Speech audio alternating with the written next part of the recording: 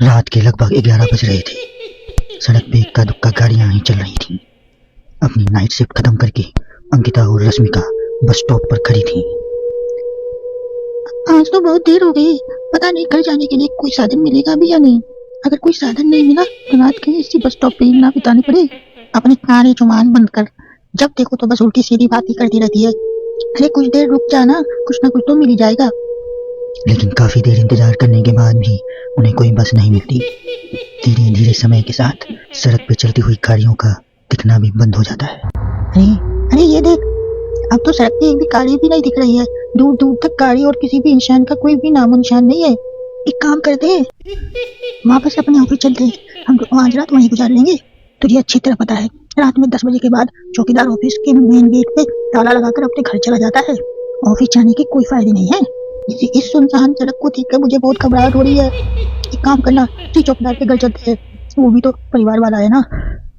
हम बेफिक्र होकर आज रात उसी के घर पे रुक सकते हैं। अरे पागल, चौकीदार 10 बाय 10 की झुग्गी में रहता है और उसके 4 बच्चे भी हैं।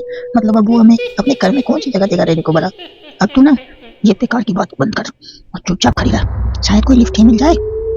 फिर काफी देर इंतजार करने के बाद एक नीले रंग की बस उनके सामने आकर रुकती है। बस का दरवाजा खोल कंडक्टर उनसे कहता है, कहिए कहाँ जाना है आप दोनों को? देखिए मेरी पूरी बस खाली है, आप जहाँ बोलेंगी वहाँ आप दोनों को छोड़ दूंगा। इतना कहकर कंडक्टर मुंह में भरी पिचकारी सड़क पर दे मारता है। अंकिता, लोगों का कहना है कि कुछ महीने पहले इसी तरह अंधेरी रात में एक नीली बस के अंदर कुछ बदमाशों ने एक जवान लड़की की हत्या कर दी थी। इस बस का रंग भी नीला है, कहीं ये वही बस तो नहीं है? कंडक्टर रश्मिका की बात सुन लेता है और मुस्कुराते हुए कहता है, देखिए मैडम, उस घटना के बारे में मैंने भी सुना है। माना कि उस बस का रंग और मेरी बस का रंग एक ही है, लेकिन दुनिया में एक ही रंग की बस तो नहीं है ना। ये तो बस एक इत्तेफाक है।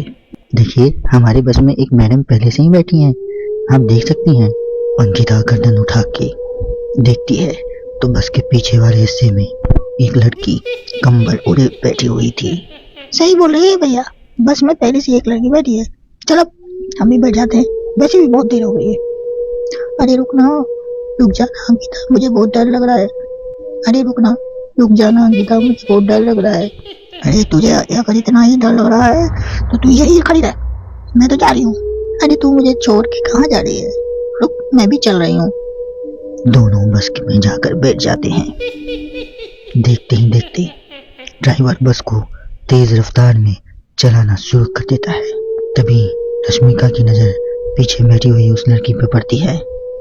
उस लड़की की लाल आंखें और आधा जला हुआ चेहरा देखकर रश्मिका घबरा जाती है। सुन अंकिता, हमारे पीछे जो लड़की बैठी है ना, उसकी आंखें एकदम खून की तरह लाल और चेहरे किसी चुड़ैल की तरह डरावना दिख रहा है। अरे छोड़ ना, कौन कैसा दिख रहा है? मुझे इन सब बातों में कोई दिलचस्पी नहीं है। मैं थोड़ी देर सोना चाहती हूँ, इसलिए तू अब अपनी ये बड़बड़ बंद कर, समझी? बेफिक्र होकर अंकिता अपनी आंखें बंद कर नींद की झपकी लेने लगती है। बस तब तक घने जंगल वाले रास्ते में पहुंचती है। चारों तरफ गहरा अंधेरा था और जंगली जानवरों की आवाजें रश्मिका को और भी ज्यादा डरा रही थी। थोड़ी देर में बस एक बरगद के पेड़ के पास से गुजरती है। तभी अचानक पेड़ पर बैठी एक बिल्ली कूदकर खिड़की के रास्ते रश्मिका के गोद में आ गिरती है। हाँ मर गई, अरे मर गई, अरे कोई तो बचा लो, अरे मर गई, कोई तो बचा लो। रश्मिका के चिल्लाने से अंकिता की आंख खुल जाती है और वो भी घबराकर इधर उधर देखने लगती है। तभी पीछे वाली सीट पर बैठी लड़की उठकर रश्मिका के पास आती है और बिना कुछ कहे उस बिल्ली को रश्मिका के गोद से उठाकर उसे सहलाते हुए अपने गोद में ले लेती है और वापस अपने सीट पे जाकर बैठ जाती है। अरे रश्मिका, तुम तो बहुत ही ज्यादा डरपोक है, जरा सी बात पे डर जाती है। मैं कल से अकेले ही सफर करूंगी। अरे मैं क्या करूं, वो बिल्ली अचानक मेरे गोद में आ गिरी। अपनी बकवास बंद कर और मुझे चैन से सोने दे, समझी?